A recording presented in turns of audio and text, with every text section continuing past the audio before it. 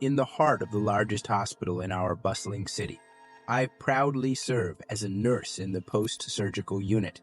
Patients travel vast distances, entrusting their well-being to our renowned surgeons. These skilled professionals have earned a reputation as the epitome of excellence in their field. Yet, behind the scenes, there exists a mysterious aspect we rarely divulge to our patients. A subtle secret that adds an intriguing layer to our hospital's aura. Here, like any other medical facility, the ethereal remnants of those who've departed may linger. Perhaps it's a ghostly presence or merely a fragment science has yet to comprehend. Throughout my tenure, I've encountered moments that sent shivers down my spine, evoking both awe and trepidation. However, in a hospital setting, overt reactions are discouraged. Despite the hair-raising events, I've learned to maintain composure and navigate the uncharted territories of our enigmatic hospital environment. In a peculiar incident just a few months back, a patient confided in me about an eerie encounter. She insisted that she sensed the presence of 3 other individuals in the wardroom, each occupying a bed surrounding hers. According to her account, they engaged in hushed conversations and whispers, creating an unsettling atmosphere. The perplexing twist?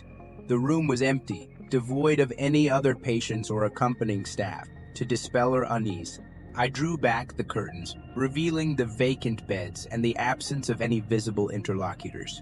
As if scripted by a surreal playwright, the unsettling tale repeated itself weeks later with a different patient in the same room. Once again, she described the exact scenario of phantom voices engaged in whispered dialogue, robbing her of peaceful rest. The uncanny consistency of these accounts adds an inexplicable layer to the mysteries that sometimes unfold within the walls of our hospital. I felt frightened as I listened to her unsettling tale, but with a comforting smile I assured her that the room was indeed vacant, attributing the phantom voices to a figment of her imagination. In the delicate process of recovery from surgery, patients shouldn't be burdened with frets about spectral apparitions. Our focus should remain on their physiotherapy, discharge plans, lifting restrictions, and medication adjustments. To preserve the tranquility of our medical haven, we nurses choose discretion, keeping these eerie stories veiled in secrecy.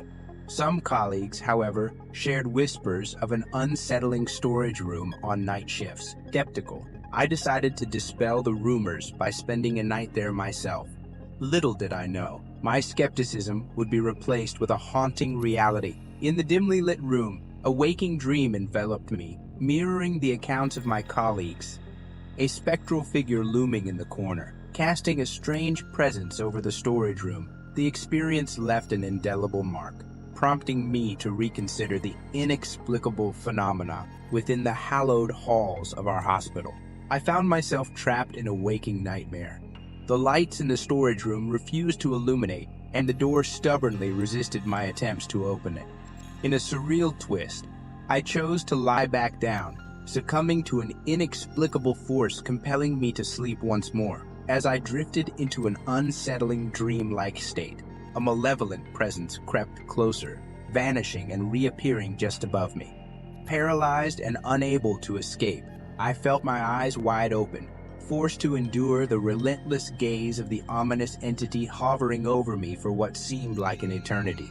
Eventually, my senses snapped back into focus, and I cut my break short, returning to work to shake off the haunting experience. The storage room became an unwelcome space for rest, forever tainted by the vivid horrors of that night. Another chilling tale shared during a recent night shift lingers in my thoughts as I prepare for yet another nocturnal journey at the hospital. A fellow nurse recounted an unsettling story that has occupied my mind, especially when alone in the break room during the late hours. The staff room, adorned with 2 small couches and a flickering TV, serves as a refuge for weary souls seeking respite during the silent nights. The stories persist, weaving an intricate tapestry of inexplicable occurrences that challenge the boundaries between reality and the supernatural, leaving me on edge as I approach another night shift. In the hushed stillness of a night shift, a fellow nurse shared a tale that sent shivers down my spine, resonating as I anticipated my upcoming break in the same room. She recounted an unsettling incident where a bright light abruptly roused her from her slumber on one of the couches in the staff room. Assuming it was a colleague in the adjoining room, she glanced towards the door, the little glass window offering a glimpse into the unknown. Her voice trembled as she continued. There was this woman on the other side looking at me through the glass, but it wasn't a regular gaze. She seemed to be staring into the void, lost in her thoughts.